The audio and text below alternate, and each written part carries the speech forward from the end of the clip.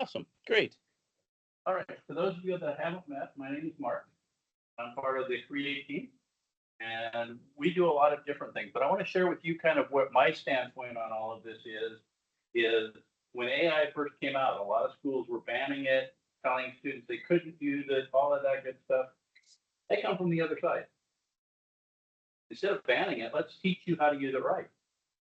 Because it's going to be a powerful thing that the world is going to use. And if we're telling you don't use it and you can't learn to use it, you're going to be at a disadvantage when you leave. So the three of you that are in the meeting, you guys get a benefit because you're going to find out how to use it right and how to use it well beyond what else is there. So what we're going to do today is talk about, and I want to share my screen here too. We'll share the audio just in case. There we go.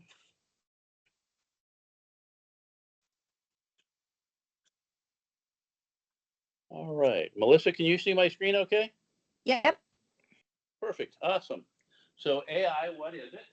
So it sounds like you've all kind of at least seen it a little bit or heard about it, but don't have a lot of background in it.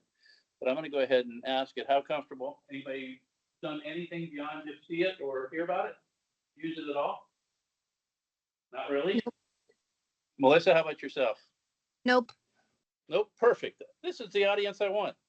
So I'm glad it's, yeah, we'll be able to go into this. So what are you doing with it? Well, it sounds like nothing. So let's skip on past that.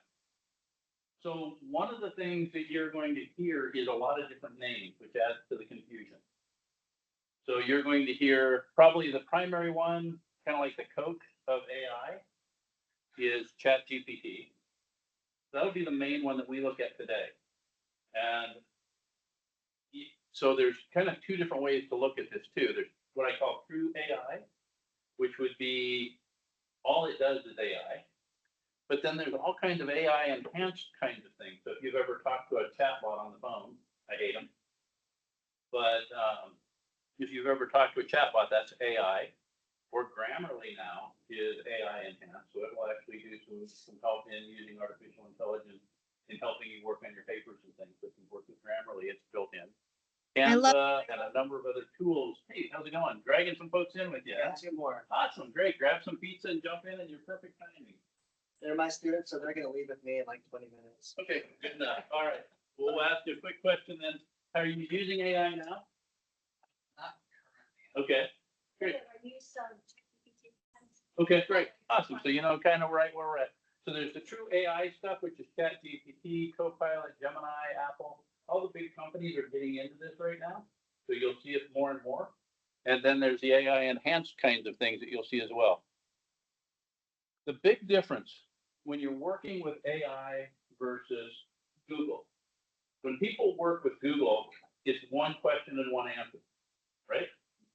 Or they Google something, what happens when you get the answer?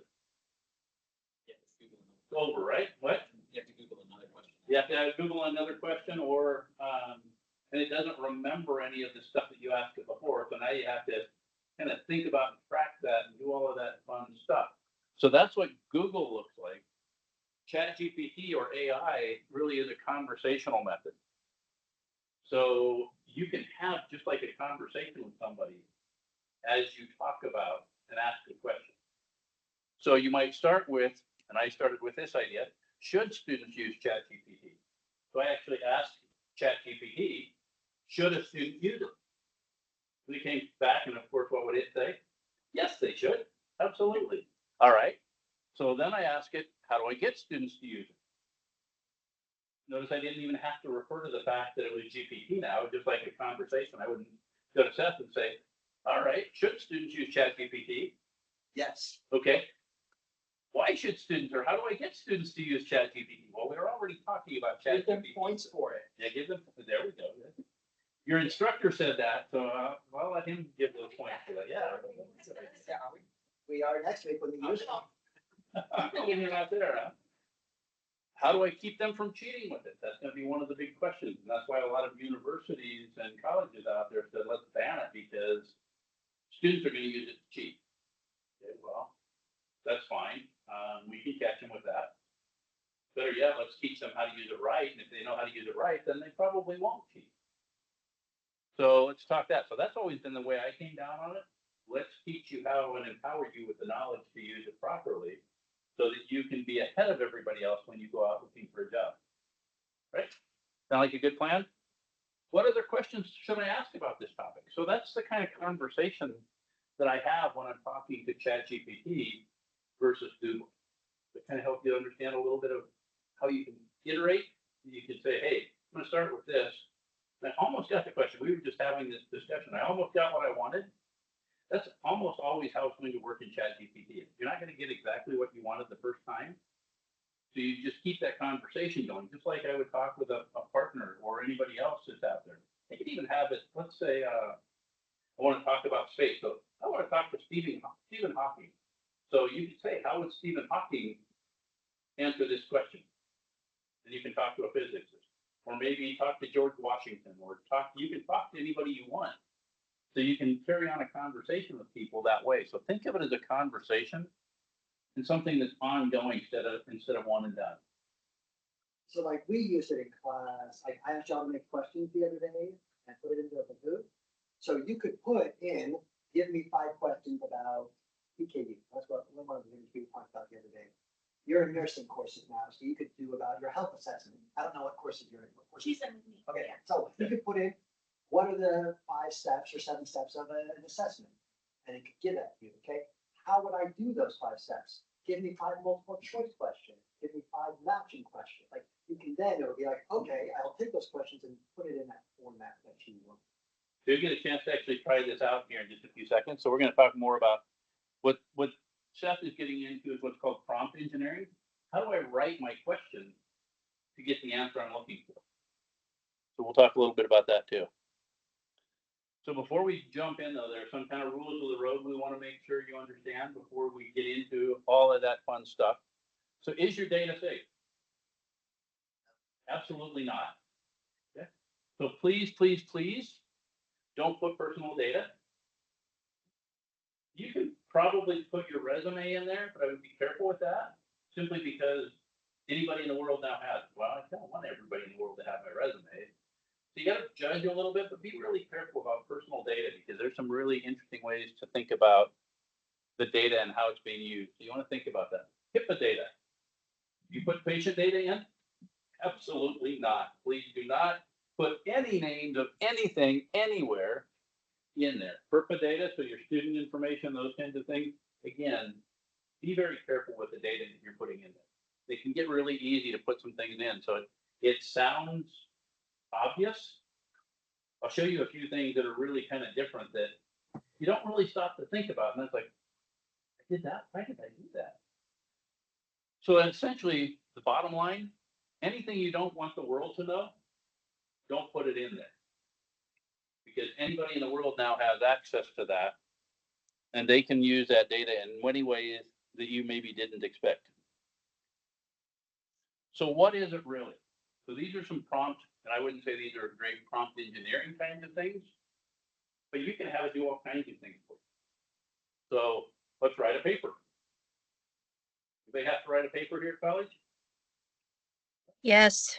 Right? Yep. Melissa, you're out there? Absolutely. Right now I have to, right?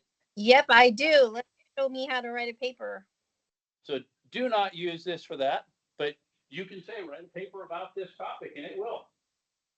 And it will sound incredibly good. And then you and I will be in my office discussing academic integrity, and it can go all the way as far as being removed from college. I don't want to have that conversation with any of you, so please don't just have it write your paper. It will. Lots of students have tried. Lots of people get caught. And it's pretty obvious for the most part right now which it is and which it isn't. It will get harder and harder for me to catch people. But at the same time, I want to get out in front of it and show you what you can do with it, because what you can do with it is so much more powerful than just saying, write my paper for me. We'll kind of talk about those. Write a book. I actually had it write an entire book. I didn't just start with write a book. I said, I want to write a spy thriller novel in the style of this author. If I told her to write a book, it would say, no, can't do it. All right. Give me a chapter list based on a spy novel that takes place currently in Paris. And it'll give me a chapter list of exactly what that looks like. Tell me the plot. Tell me the plot. Okay, based on that plot and that chapter list, please write chapter one. It'll write chapter one. And it'll give me character names and locations and everything else. So it can get pretty detailed about what it does. So it's pretty powerful that way. So writing a book, what should we do this weekend? Nice Google question, but then you can start on, you know what, I really don't like this. I like off the beaten path things, and you can start describing and carry on that conversation with it and learn an awful lot about things maybe you didn't think about. Build a trip itinerary. But you can also get really detailed. Build a study guide based on a specific chapter, textbook chapter, but write it in French. How many of you would like to have that done for you? Not French, but the other one. Yeah, any others, right? Take your pick, any language you want. So the way that they teach ChatGPT to work is they actually have it read books. And it reads every book known to man. Is every book out there all written in English? So it's having it read Spanish and French and Indonesian and you name it, any language that's out there, it's reading. So it's learning that language as well. Well, if it's read it, it can write it in that language too. So I've had it write it in Malagasy, I've had it write it in Somali, I've had it write in every language I could pick out, Mandarin Chinese. It knows how to make the characters, it does all of that stuff. So you can actually use it. So I get a lot of students to come to me and say, well, my real language, the one I'm most comfortable with is French. But I've got what's called cognitive load. It's harder for me to study because I have to read it in English and then I have to translate it in my mind to what it is in French so I can understand it. Then I got to turn around and translate it back to English to put it in my test. That's what's called cognitive load, and it makes it a lot harder for students who are trying to work in multiple languages. So I can have it put anything I want in any language I want. So you can really do some kind of interesting things with this, and we'll kind of take a look at that as we go along. So let's do some hands-on. Let's try it. Do all of you have a device with you? Pull out a device, and all you have to do to open it up is go to chatgpt.com. There is an app, but we're going to just stay here for now. So if you go to chatgpt.com and hit return, you don't have to log in. You don't have to do anything along those lines. If you do see a spot that asks you to log in, right below that should be stay logged out. Everybody get in?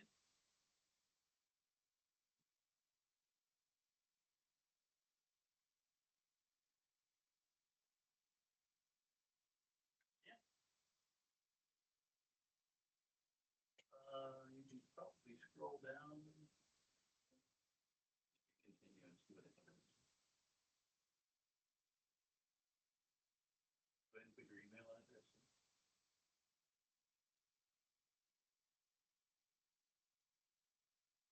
Or you might try it on your iPad too. I need to log in there. You shouldn't have to. You should be able to say stay logged out down at the bottom. Yep. Perfect. You're in where you need to be. All right. Once you're in, you can really ask it anything. So what are we going to write? Let's write a paper just to see what you're not supposed to do. So Melissa, what are we going to write the paper on? Newborn screening. I'm sorry, what's that? Newborn screening? Yeah.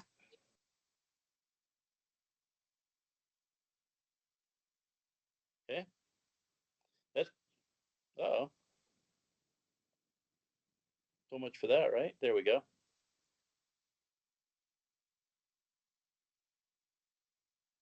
So you can write a paper on just about anything you want. Now, do you think that was the information you were looking for? You're shaking your head. Why not? Too much? Okay. Perfect. What would you tell it then to do? Maybe simplify this?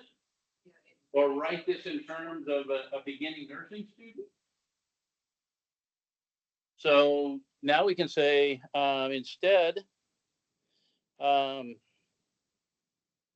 please make this 2 pages. and for a beginning nursing student.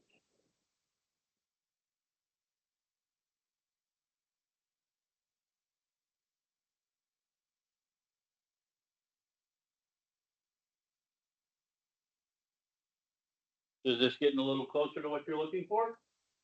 Maybe it's too simple. But that's where that conversation and that iteration comes in is you're probably not going to write exactly what you need for the question right off the bat. So you engineer it, you manipulate it, you change it, you do what you need, but now it's going to write a 2-page paper about some of the things, and maybe it's still going too detailed. So Is try, that actually 2 pages? I don't know, it'll be interesting to see, because it's getting pretty long. Let's see that.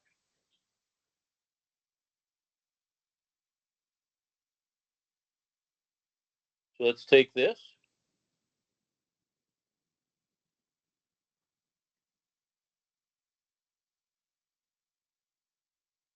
Looking a lot longer than 2 pages, isn't it?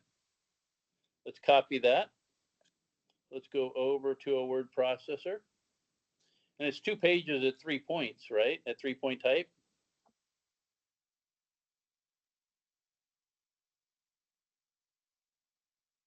Really not too far off.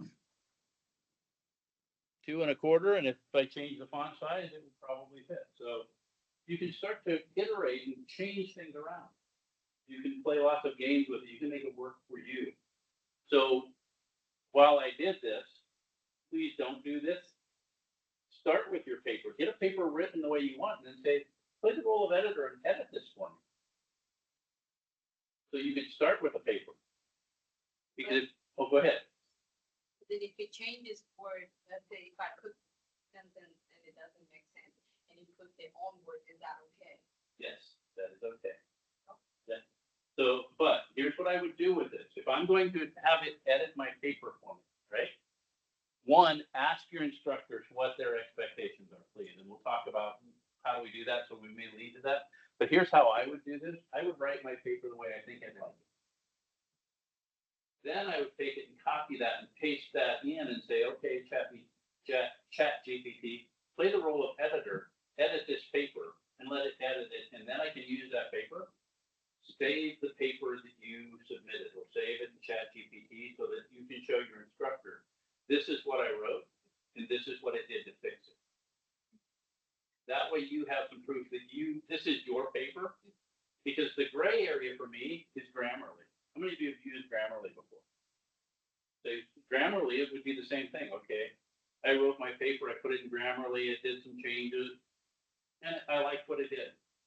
But I would save those kind of back and forth conversations that you have, so that if an instructor says, well, these aren't your words, you didn't write this, I can say, well, this is what I started with. This is what it did. You can see that it's really based on my work. It just did some editing, much like Grammarly would.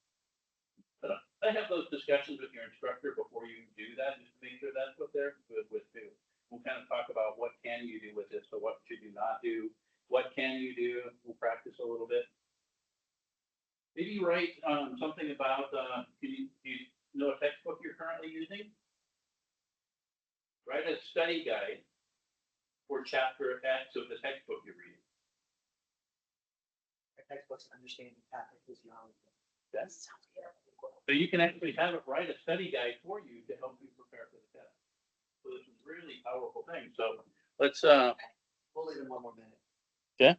Give 1 more minute. all right, very good. So that's kind of what you can use it for. So let's talk, since you're going to leave soon, I want to make sure they see this page then. What should I not do? Don't ask it to write your paper, please. It will be obvious. You'll have no proof that you wrote a paper before, and you're probably going to get caught. If you're caught with academic integrity issues, you can be kicked out of school. They don't have to return your tuition. They won't give you any documentation that you took any classes here. So you've lost your tuition, you have no record, you're going to have to go to somewhere else to start all over. Penalties aren't light for cheating, so don't do it. It's just not worth it. If you're struggling with something, come see my team. We'll help you get through it. So don't hesitate to do those kinds of things. Don't say, write my discussion post. Again, it's obvious, it stands out, so don't do that. Don't give me the answer to this. Most of you, I'm sure, know what cheating is. If it feels like you're cheating, you probably are. Don't do it. That's the big one for don't. We do have a policy coming around, so this is the proposed statement on artificial intelligence that we're really putting there, but the bottom piece that I really like about this, look at this bottom line. Student-centered. We want to make sure you know how to use this tool. Thanks, Seth. Have a good day. Thanks, everybody. Have a good one. So that you can compete out, because once you get out in the real world, you're going to need every advantage you can get to put yourself out in front of them.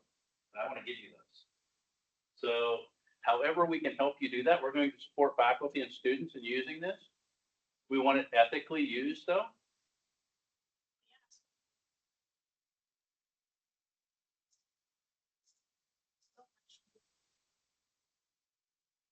Mhm.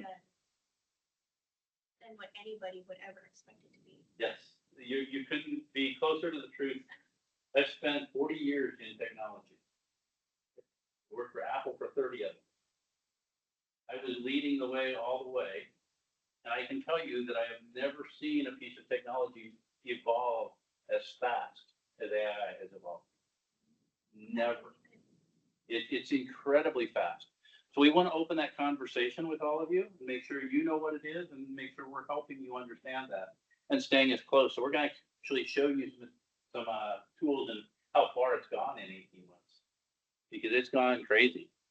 You still with us over there, Melissa? Yeah, I do have a question. Fire away. This, you said that it loads any kind of book. It's not just for like college age books, right? No. This is every book known to man. So like kids in junior high could use this. Yep. Grandmas and grandpas can use it to write storybooks for their grandkids when they're coming. Perfect. Okay. I mean, anything that you have a question about, it probably knows the answer to. Okay. While I'm there, though, the other thing I will warn you about is if it doesn't know the answer, it may lie. Uh-oh. Yes. So make sure you're double checking citations and things like that. Don't take it for granted. Okay. That Okay. same thing applies. Remember the old badge as seen on TV, and now it's as seen on the internet? Do you believe everything you see on the internet? Nope. Okay. Don't believe everything you read on ChatGPT either. But it really is every topic in everything you can imagine. Okay.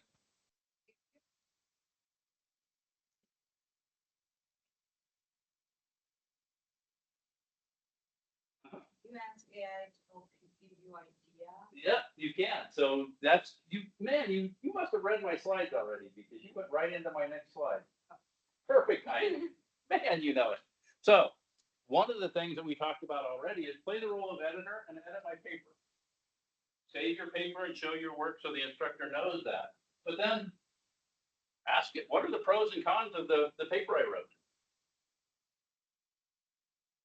What are going to be the objectives? What other topics could I include? So there's lots of things that you can do with this, so you can work it as a partner. What did I miss?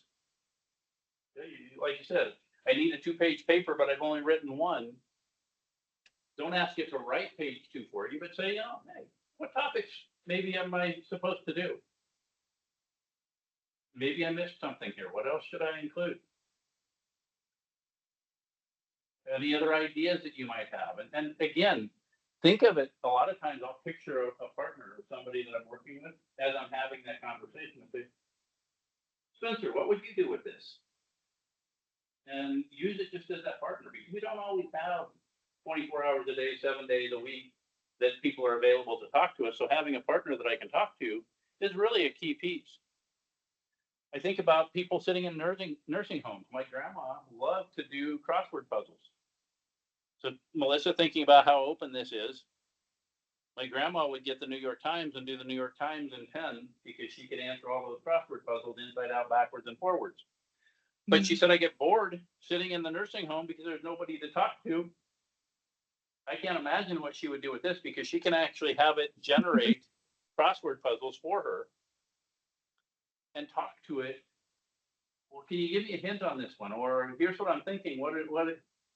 She could talk back and forth to it and have somebody to talk to. So there's so many places this has that you can use this. They talked about write a study guide for this book in French. So lots of ways. So really just think about it. Anything you would talk to a friend about. Be careful about personal information. But anything that you do, you can kind of play that game. So demo time. Any other thoughts or things that you've run into? We've got the policy out there. What do you think about us allowing and actually teaching you to use that versus saying no? I think it's Okay. Especially what you said here about teaching us how to use it versus having students use it behind the professor's backs and getting caught cheating. I think it's a really good tool to have students use on their own and be ahead of the game, to teach them the right way to use it as opposed to using it the wrong way and getting in trouble with it. How about yourself? Any thoughts on how you might use it or things you've seen today that might help?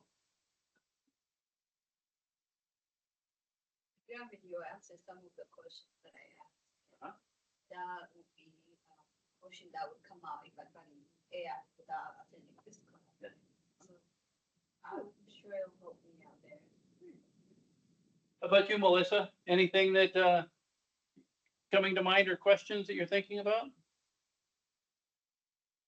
No, Lisa showed me how to work it yesterday a little bit. So Good. So you've got a little bit of background in that.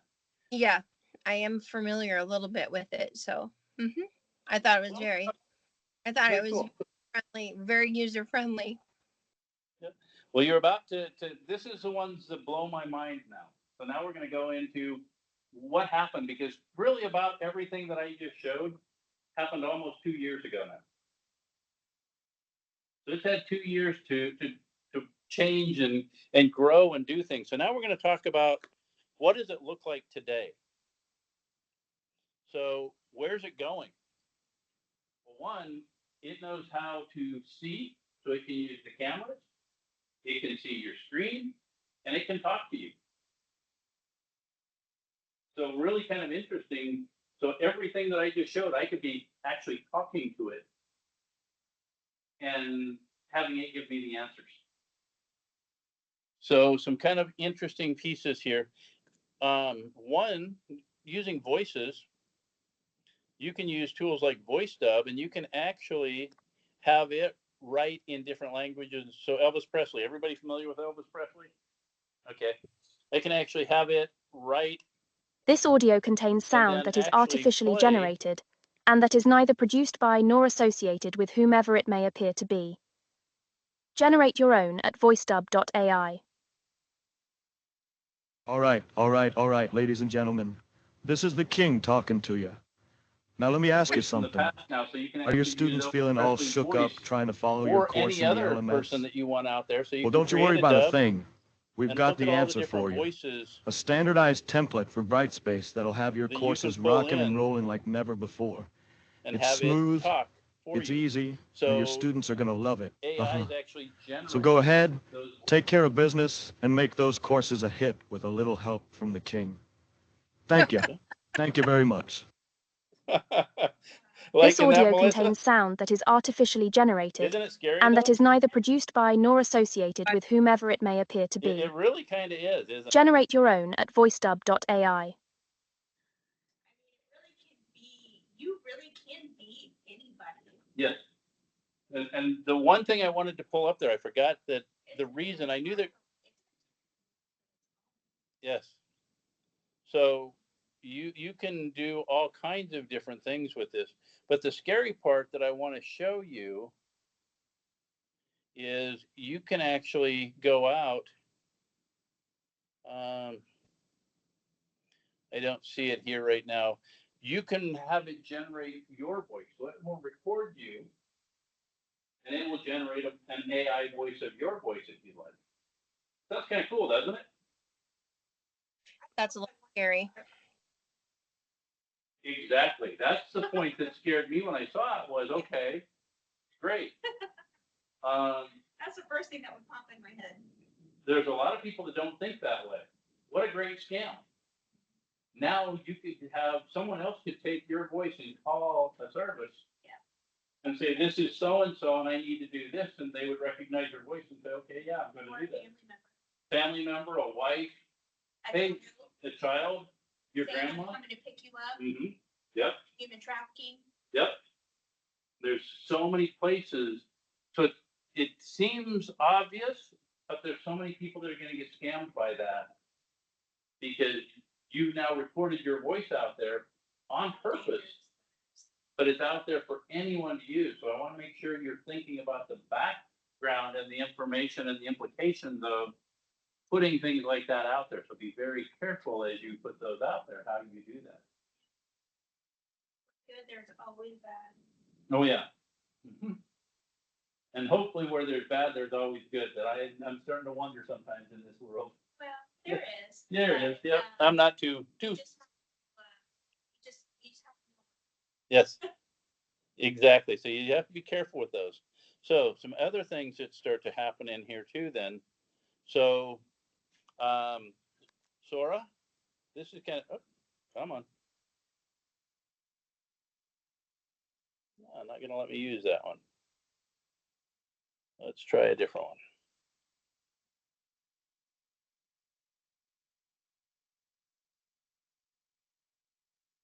There we go. So here's how scary it's getting as well here. So I can come in and actually have it generate pieces for me. So let's hit listen. Using high-quality AI avatars and voices. Try it out for free today. Do you think that's a person actually in that advertisement? That is an avatar that was created. With just a few clicks, you can transform boring text into highly engaging training, sales, or marketing videos using high-quality AI avatars and voices. Try it out for free today. AI people talking to you, selling the idea that you can make AI people to sell your product. So that person doesn't exist at all. It's just made up. Kind of scary, isn't it? It is scary. There's So some it's great. like- Yeah, they look like real people. They act like real people. What it does though, it just,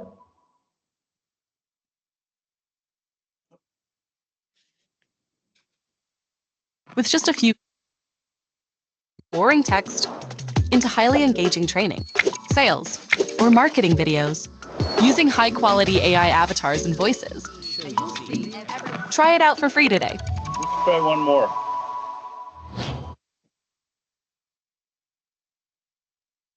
So there's speeches. I wonder why I can't get Cynthia or Sora to open up. This one's kind of a fun one. No, we're not going to get in there. You can actually have it generate full-on video. So a paragraph of text and it generated a video that you absolutely couldn't believe wasn't real. Woman walking down the street, you see the puddles of water from the rain. She's walking down in Hong Kong. You see puddles from the rain. You see the reflections not only in the puddles on the rain, but reflections of the water spots on her glasses. And they zoom in, and her skin, instead of being absolutely perfect, like one of the telltale signs to me of a fake video is people's skin is absolutely perfect. People don't have perfect skin. They have blemishes. They're not perfectly mirrored. They're not Symmetric. Yeah, people aren't that way, but when you watch a made-up video, people's skin is perfect. Well, this one now, the people look like people. They're not symmetrical. They're not perfect. They're not. I mean, it looks like a real person. So it's really interesting to see some of those. Yeah, exactly. It's like, it just made her look that much more real. Exactly. The fact that she wasn't perfect, to me, used to be a telltale sign that I was looking at a real person. Now it's not that case. Now we can go even further with this. So here's where education, I think, is probably going to be going is, can we talk? The first one we'll talk about. So you can actually write programs with this now. So let's program a translator. You only speak French and you only speak Italian. How are you two going to talk? How do you say hello in French? And but you're trying to say it in English, and you can't do that. No, but I'm gonna say in Italian. Yeah. And then the AI will say. Very good. So what you can do to program that is you can actually say, okay, I'm sitting here with two people. One only speaks Italian, one only speaks French. So anytime you hear French, repeat that phrase in Italian. Anytime you hear it in Italian, repeat it in French. That was the entire program. You can just write that. Yeah. And it will do it. So now the minute you finish saying it, it's going to repeat it in the language necessary.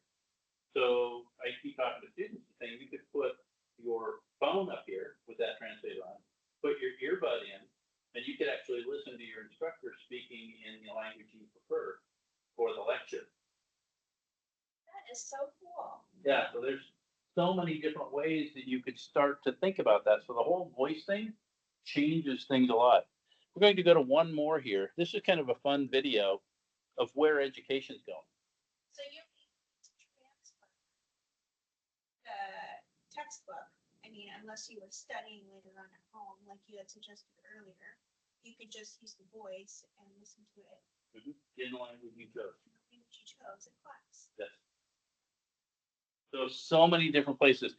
Think of this one now, and this is probably in my mind the state of the art, at least as far as it was probably 3 months ago, and it continues to change. When I say state of the art and leading edge, we're still a little behind, I think, as to what's really going on out there. But this one, I think, really showcases how far this can go. So this is South Khan. Does anybody know Khan Academy? If you haven't seen Khan Academy, go look Khan Academy up. It's a great teaching and learning environment. And it covers just about every topic you can imagine. But South Khan is the gentleman on the right, and that's his son. And he's using it now and saying, okay, what could we do with this if we really wanted to teach people? So here's his example. OpenAI invited myself and my son Imran here to try out some of their new technology. And so we're curious about how good it might be at tutoring someone in math on Khan Academy. So let's get it started. It's loading up. All right, make sure it can see our screen. Actually, in this format, Hello there. I can't. I'm here with my son, and I'd love you to tutor him on this math problem, but don't give him the answer. You can ask questions and nudge him in the right direction, but I really want to make sure he understands it himself. And he's here in the room, so you can talk to him directly. Of course, I'd be happy to help. Let's look at the problem together. Can you first identify which sides of the triangle are the opposite, adjacent, and hypotenuse relative to angle alpha? All right, so I'm pretty sure this is the angle alpha right here, right? Perfect. That's correct. Now, looking at the triangle, which side do you think is the hypotenuse? Really, Remember the hypotenuse? I'm not totally sure. I think it might be this one, but I really am not sure. This side AC. You're close. Actually, side AC is called the adjacent side to the angle alpha. The hypotenuse is the longest side of a right triangle and is directly opposite the right angle.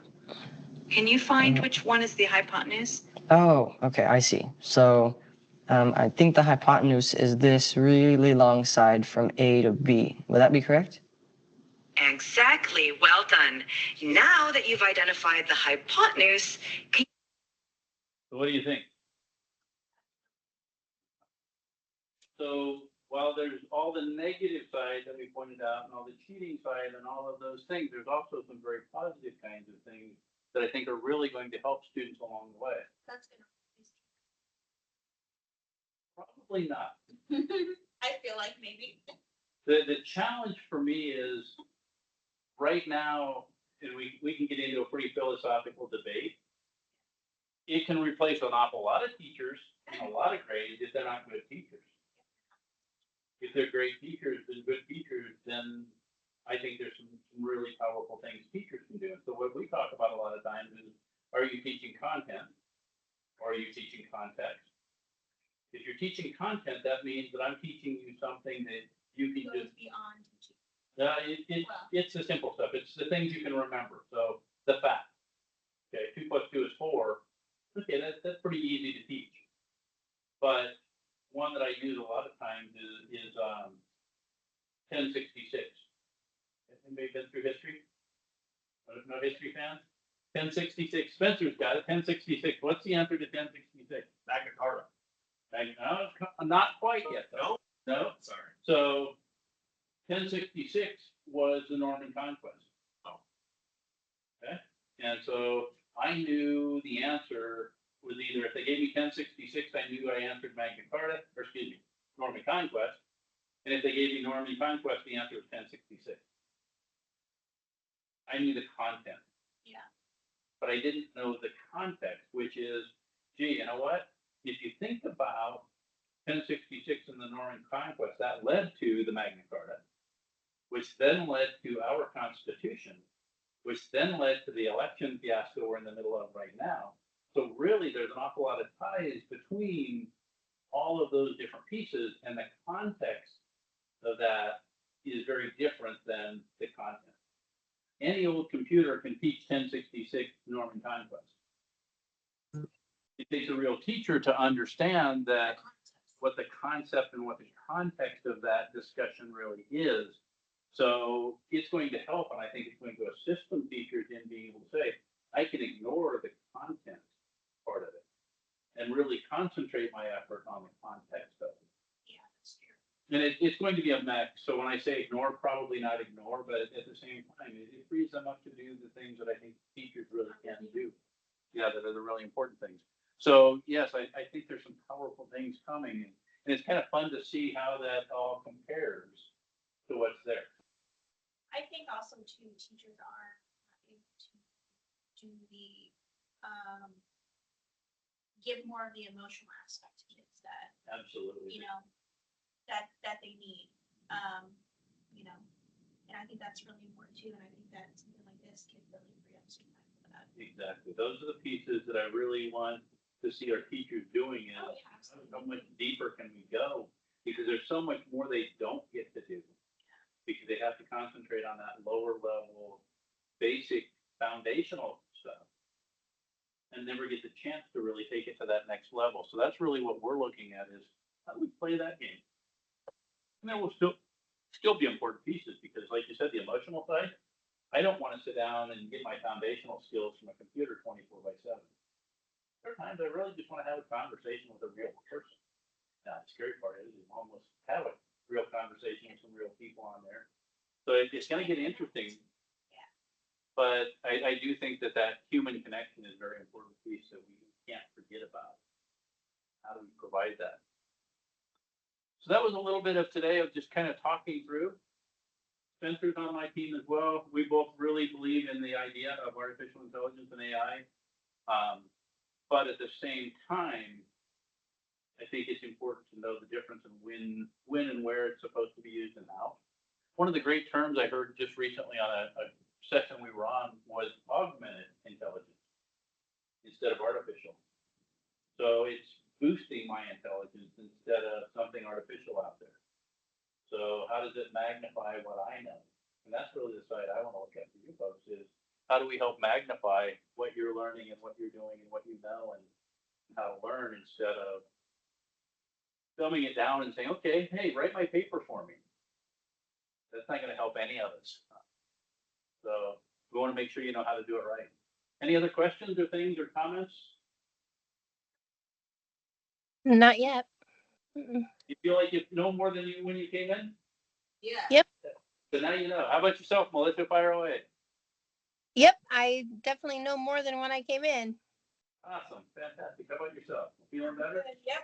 Good. Awesome. Well, like I I said, feel like I know more. Yeah, and you know what? If you follow Warren Buffett and it used to be Charlie Munger, they said, always try to end the day just a little bit wiser than when you started it. Well, I feel that Yeah, way. so if you can do that every day, you're doing great. So thanks very much for your time. I appreciate it. And don't hesitate to ask if you guys need help. Thanks, Melissa. Have a good day. Thank you. You too. OpenAI invited myself and my son Imran here. Son's name Enron, That's what I'm kind of, as in the I- great oil. that was kind of what I thought. It's like, man, I think I would have picked just about anything else